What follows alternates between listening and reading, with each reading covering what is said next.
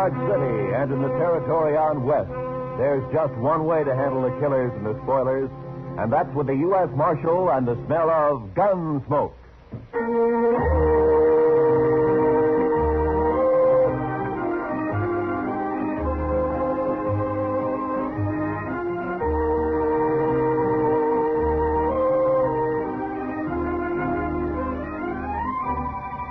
Gunsmoke, starring William Conrad, the transcribed story of the violence that moved west with young America. The story of a man who moved with it. Matt Dillon, United States Marshal.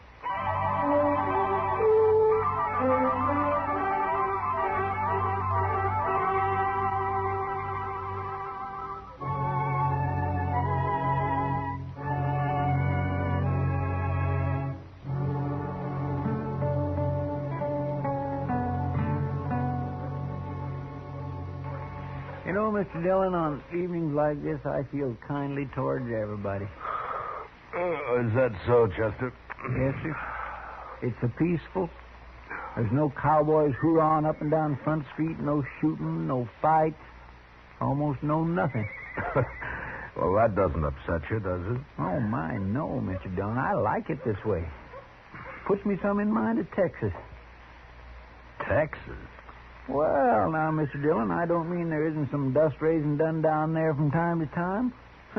Why, sometimes Waco don't cool off from sunset to sunup.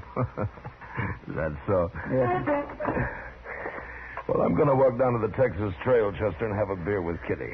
Well, sir, I'll just sit here and think, son. All right. But I'll come get you if anything happens. Yeah, you do that, Chester.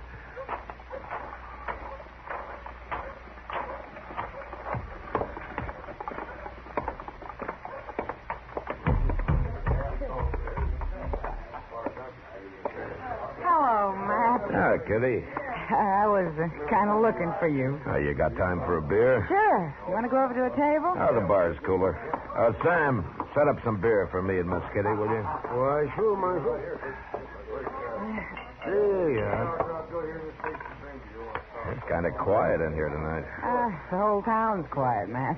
Too hot for trouble, maybe. Sometimes heat brings trouble, Kitty. Makes people ouchy. Kitty, bring your beer and come over to the table. I need more luck. Sorry, Webb. I can't right now. Of course you can. Come on. I said I'm sorry, Webb. Your friend will wait for you. Webb, this is Marshal Dillon. Webb Johnson. How are you? Marshal, you won't mind if I take Kitty away for a while, will you? I think Miss Kitty gave you her answer. I heard what she said. But maybe she feels kind of obligated to stay, seeing as you're a marshal. I don't figure my being a peace officer has anything to do with what Miss Kitty decides. Maybe not. But most girls know which side of their bread the butter's on. You better get back to your poker game. Okay. But come over to the table, Kitty, when you're free. How long's he been around here? A couple of days, maybe more. You know anything about him? Not much. Plays poker mostly. Doesn't drink too much. Gambler? I don't know if that's his profession, but he likes cards, and he's lucky. Figures he has quite a way with women, too. Oh? With you? He tried. We were talking last night. He offered me a job. Job? He says he's bought out the Long Branch Saloon. Wants me to come over and be his hostess there. Figures maybe some trade would follow me over. So he bought out the Longhorn, huh? Mm-hmm. He must have some money with him. He's not short. Yeah, he's talky enough to cause trouble sooner or later. Don't mind him, Matt. Yeah. Well, I better get back to the office. Will I see you later, Matt? No, I don't think so, Kitty. I gotta work. Good night.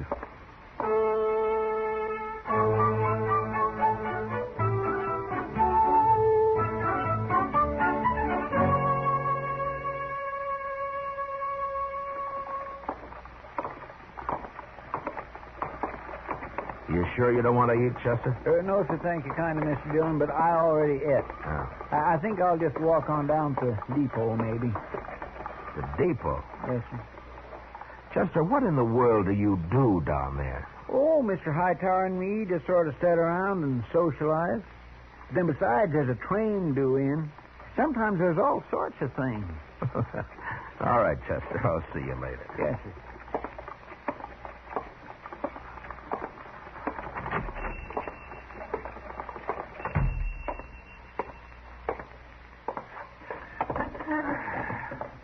Oh, Jimmy, cook me up some potatoes, will you?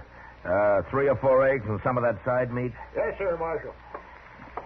It's the marshal, ain't it? Well, good morning, Mr. Webb.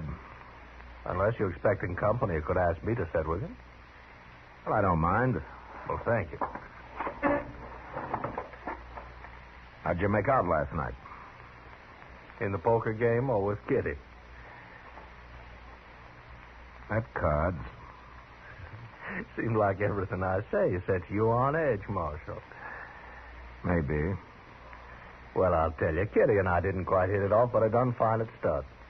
Those boys, Ashton and Trasker, they play cards like boys. Afraid to push their luck. Sometimes that... Yeah.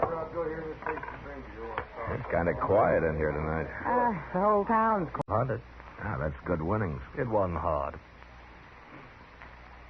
Miss Kitty tells me that you bought the Longhorn. News traveled, don't it? You a gambling man? I don't make my living playing cards, if that's what you mean. You going to keep on the same boys that are at the Longhorn now? No, Marshal, I'm not. I've got my own way of doing things. Those boys might not understand. So I've got 2 dealers coming in this morning from St. Louis. We worked together before. Here's your breakfast, Marshal. Fried up some onions for good measure. They kind of bring out the flavor of the eggs some. Oh, thank you, Jimmy. You want beer, coffee? Coffee, I think. Bring the pot over. I'll have some, too. Yes, sir. You don't like me much, do you, Marshal? No. Why not? Why don't you like me? Well, for one thing, you talk too much. That may be. Let me give you some advice, Mr. Webb. This is an easy town to get killed in. So I've heard. So see to it that the Longhorn runs smooth and easy, huh? Speaking of gambling. Gambling or girls. Well, now, Marshal, there's a lot of money in Dodge these days, what with the trail herds and the buffalo and all. I'd feel kind of bad if I didn't get my share of it. The money that changes hands in the Longhorn is your business as long as it's honest. You just tell your St. Louis dealers to remember that. You're mighty preachy for a marshal, ain't you? I'm not interested in the morals of the citizens individually. But when it affects the peace of the whole town, it is my business. Well, now, from the way you talk, I don't imagine you'd be interested in the percentage deal. Or would you? Get out of here. And remember what I said. Why, sure. Well, I'll tell you one thing, Marshal. That star on your chest don't scare me one bit. Well, good morning, Miss Russell, and how are you this morning? I swear, I don't understand that Webb Johnson. Sit down, Kitty. Have some coffee. That's why I came by. I figured you'd be eating when there was no one at the office. Chester's down at the depot waiting for the train. Anything important, Matt? No, just the train. He likes trains. Matt, I had a long talk with Webb last night. No? Yeah, after the game broke up, he bought me some drinks. Did he say where he was from, Kitty? Missouri. Mr. Dillon? Mr. Dillon. Yeah, what is it, Chester? Oh, you should have seen it, Mr. Dillon. My gracious alive. The train no sooner come to a stop. Hello, Miss Kitty. The train no sooner come to a stop and they begun getting off. Must be 15 or 20 of them. 15 or 20 what? Girls, Mr. Dillon, girls. In no time at all. The depot platform was just plain crawling with them. Well, they're going to work at the Longhorn. The Longhorn? That's right, Chester. Webb Johnson's bought it. Those are new hostesses. Yeah, they're from St. Louis, Chester. Oh, my goodness, Mr. Dillon, it fair gives a man the shakes to see so many women all at one time. Well, they'll keep, I think. You can go on back to the depot if you want. I'll see you later. Well, don't you want to come look, Mr. Dillon? Like he says, Chester. They'll keep.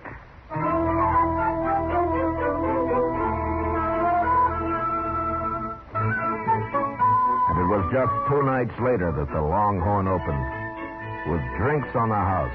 First come, first served. It was about the biggest night Dodge had seen since the Opera House was built. Webb Johnson stood with his back to a bar that was loaded with hard-boiled eggs, fried onions, dried beef, pickles, while 6 bartenders tried to keep the thirst of Dodge in check. Chester and I sat back where I could watch the dice table and the new dealers. But it wasn't a night for trouble. Well, Marshal Dillon. See you come to pay us a visit on opening night. Hello, Webb. Stop drinking, Marshal. It's on the house, you know. Not tonight, thank you. Too bad. I've always made it a practice never to turn down anything free. Well, how about your friend here? Well, yes, sir. I could use a little whiskey with some sugar in it. I'll send one over to you. Oh, Marshal. Just by the way, you won't have to worry too much about my cheating the good citizens of Dodge out of their money. From what I've seen of them, it won't be too hard to take. I'll get one of the boys to bring you back that tray. Thank you, Mr. Johnson. Mr. Dillon, I know you don't like him, but in some ways he's not too bad, is he? Chester, don't ever judge a man by the drinks that he buys you. I'll see you in the morning.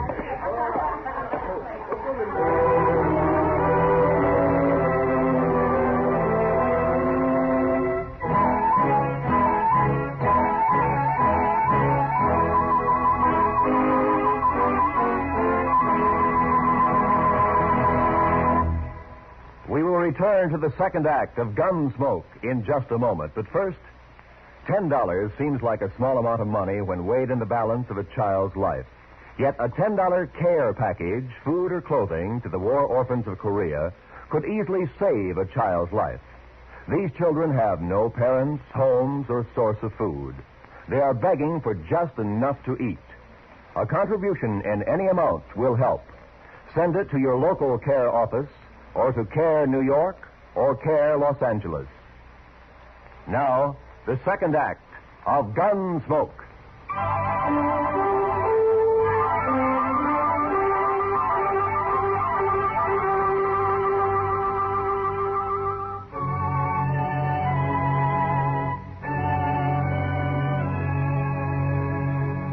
More than 2 weeks passed in Dodge, and there wasn't any trouble to amount to anything.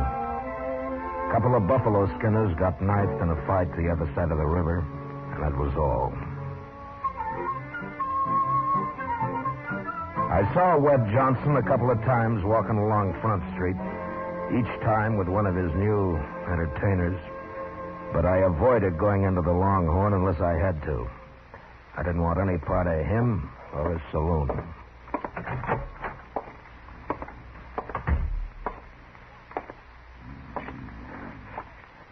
Chester.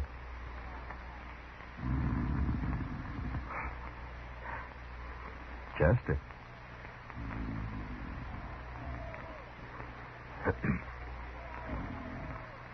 Hey! Oh! Yeah. Good evening, Mr. Dillon. Good evening, Chester. I wasn't really sleeping, Mr. Dillon. I was just resting my eyes some. Oh, is that so? Yes, you see, I come back to the office after supper and kind of straightened out your papers some, and I just sat down at your desk to read a few reports, and I guess maybe my eyes got a mite strained. Oh, I see. Chester, the way you've been working lately, are you after my job? Oh, Mr. Dillon, I wouldn't never be able to do that. Well, I've been a little worried about it. You've been patrolling the town an awful lot at night lately. Oh, that. Well, to tell the truth, Mr. Dillon, I've been keeping company, you might say. Oh? Yes, sir. one of them little girls at the Longhorn. I think she cottons to me some. Olive Hasty, her name is. Olive Hasty, huh? She one of the girls from St. Louis? Yes, sir, but she isn't like the others. Oh, she's just as nice and polite. Why, she told me the other night that all she wants to do is find some nice place and settle down. Oh. She purely hates being in this sort of business. She's one of the finest... Marshal Dillon? Yes, that's right. My name's Cook. Sir Cook. Mr. Cook? I was thinking maybe you could help me. Well, perhaps I can. I'm looking for a man. I heard he took a train for Dodge about 2 weeks back. Oh? Well, what's his name? He called himself Sam Williams the last time I saw him. Don't know what name he uses now. Oh, there are 2 or 3 Williamses in Dodge, Mr. Cook. Oh? What did this man you're looking for have to mark him out? Oh, nothing special. He's a young man, Marshal, maybe 35, 6. Big, too, with dark hair and black eyes. Well, that wouldn't fit any of the Williams men I know. His name wouldn't have to be Williams. Yeah. Just why are you looking for this man? I'm going to kill him. That's a funny thing to tell a U.S. Marshal, isn't it, Mr. Cook? I guess it is, Marshal, but I got my reasons. Well, do you mind telling me? No. I've seen a lot of gunfights in my time, and most always there's someone gets killed that had nothing to do with the argument. I figure it's best to stay away from people if there's got to be shots fired. So? So when I came into Dodge, I figured I'd find out from you if this man was here, and you could tell him to get out of town. I could kill him then out on the prairie somewhere. I see. Are you sure you'll kill him? It could work both ways, you know. Oh, I know that, but I'm an old man, so I don't have as much to lose. Why is it you want this Williams so bad? What did he do? It's not too long a story, Marshal. He was a Missouri raider after the war. He and some other fella come down to my farm one night. He took most everything we had, my wife and I. He was all pretty drunk, I guess. My daughter, she was about 17 then.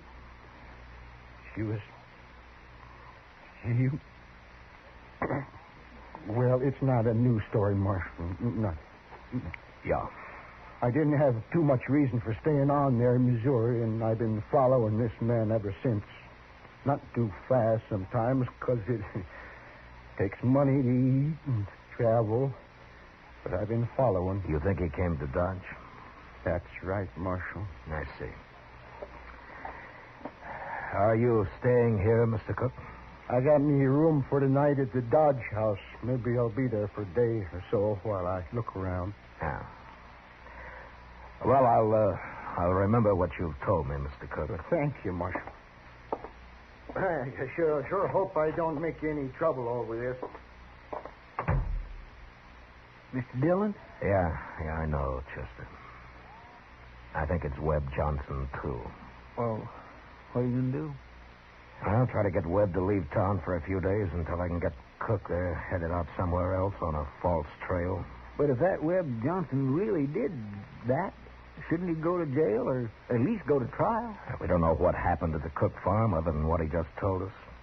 My guess is he won't ever tell us any more. He figures it's his business to take care of in his own way.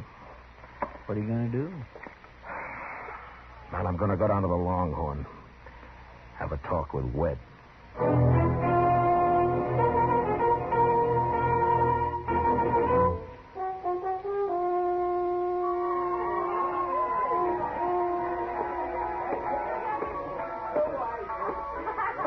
Webb, I want to talk to you.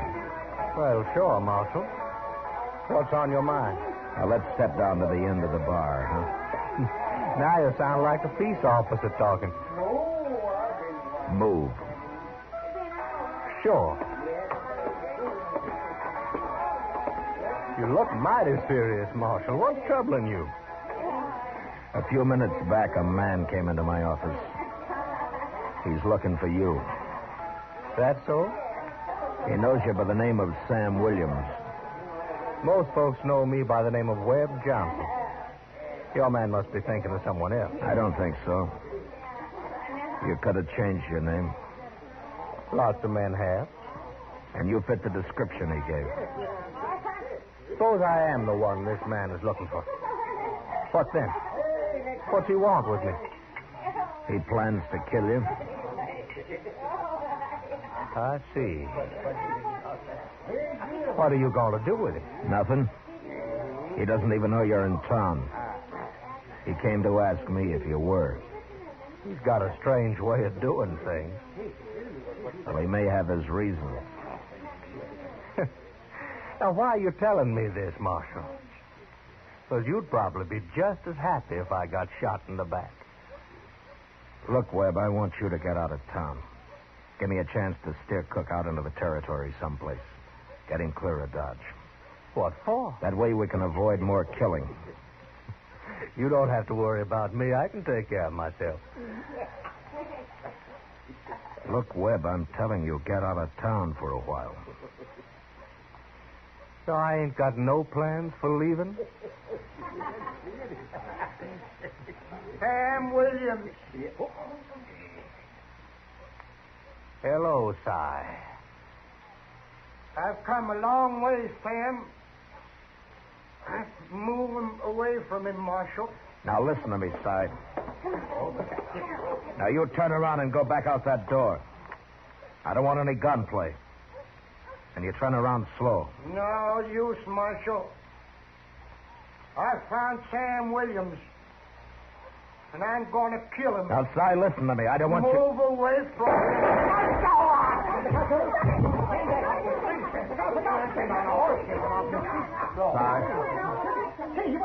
Si. He's dead, isn't he? Yeah, he's dead. Well, he was bound to get himself hurt sooner or later. He was crazy as a hooty owl. Who did this, Webb? Well, why do you ask me that, Marshal? Because Cook told me why he held a grudge against you. Why he was looking for you. You mean that story about the farm and his daughter-in-law? Well, now, what about it, Marshal? You couldn't prove nothing now, even if it was true.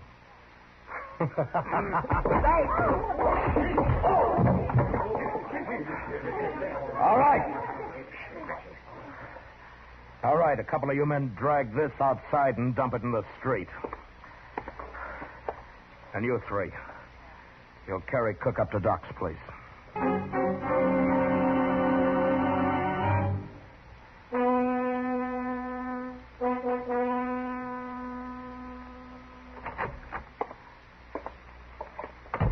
You talk with Webb Johnson, Mr. Dillon? Chester, Cy Cook was shot just 5 minutes ago.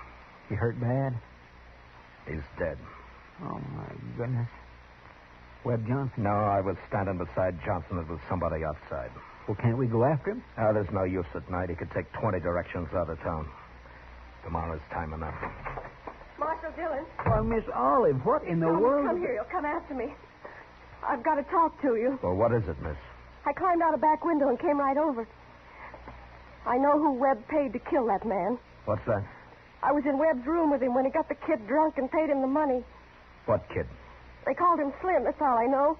It was maybe 16. I thought it was just a joke. I didn't know Webb really was going to have a man killed. When was this? Early this evening, one of the dealers came and told Webb he'd seen Cook in town.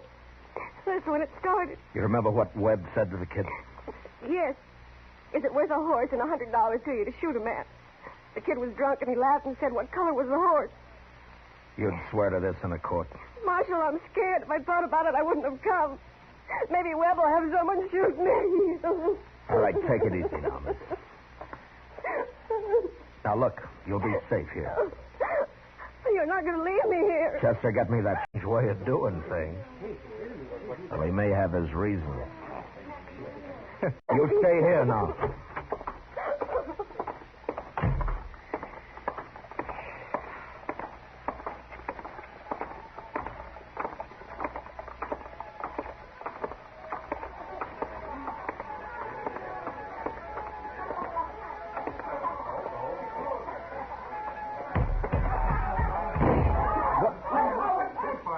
All right, Chester, climb up on the bar. And shoot the first man that makes a move. Yes, sir. You two men, you're dealers. Get over against the wall. Now go on, belly up. I'll cut you in half. You make a move. All right, now where's Johnson? I said, where's Johnson? Where is he? Okay, he's upstairs, Marshal. He's in the office. All right, Soros, you're deputized. Stand by the door there. No one goes in or out. Yes. Chester, I'm going upstairs.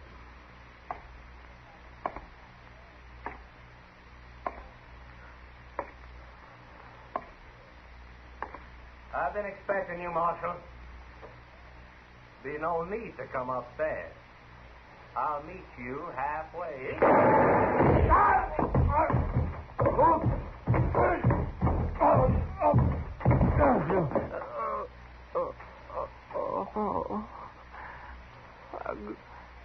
I'm gonna die. Marshal, I'm gonna die. You had your choice, Webb, like any other man. I'm young, Marshal. I haven't had time enough. I didn't want to kill you.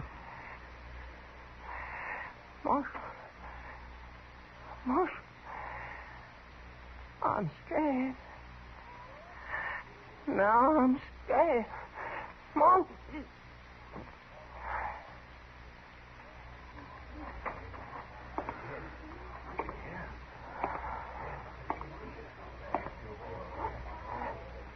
All right.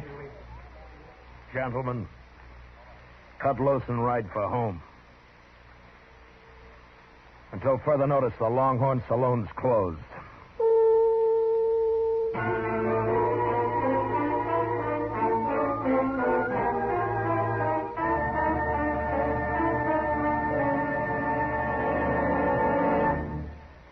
Gunsmoke, transcribed under the direction of Norman Macdonnell, stars William Conrad as Matt Dillon, U.S. Marshal. The special music was composed and conducted by Rex Corey. Featured in the cast were Lawrence Dobkin, John Boehner, Howard McNear, and Charlotte Lawrence. Parley Baer is Chester, and Georgia Ellis is Kitty. Gunsmoke has been selected by the Armed Forces Radio Service to be heard by our troops overseas. Join us again next week as Matt Dillon, U.S. Marshal, fights to bring law and order out of the wild violence of the West in Gunsmoke.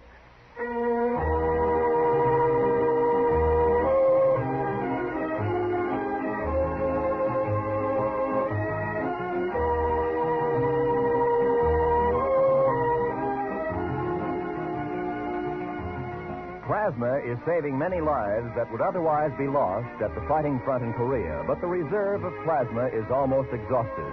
To make sure that an adequate supply is on hand at all times, the Defense Department is asking all of us to contribute blood to the armed forces. You can do so by making an appointment for this life-saving contribution at your local Red Cross or Blood Donor Center. This is Roy Rowan speaking. This is the CBS Radio Network.